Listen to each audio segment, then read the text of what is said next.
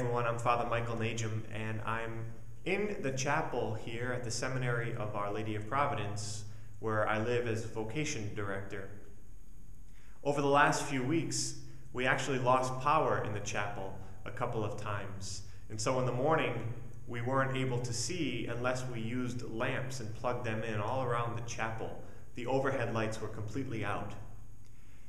A lamp in and of itself is a nice piece of furniture. It might look nice, but if that lamp isn't plugged into an outlet, it can't shine light.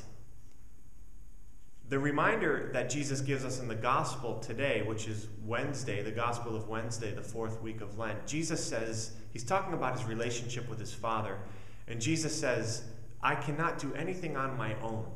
It's a very profound statement. Jesus, in his human nature, says, I cannot do anything on my own. He talks about that utter dependence he has on his heavenly Father. When I was praying about this gospel, that image of the lamp came to mind. A lamp on its own is nice, but if it's not plugged in, it's not shining any light. That is the same with our relationship with God. You and I cannot do anything on our own. We can't do any good on our own without God's grace, without God's power. Like that lamp that has to be plugged into an outlet to shine light, you and I have to be plugged in, if you will, to God. We have to be connected to the Lord so that we can shine the light of Christ to the world.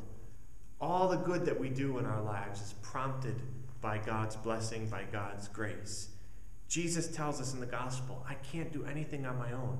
He's utterly dependent on the Father.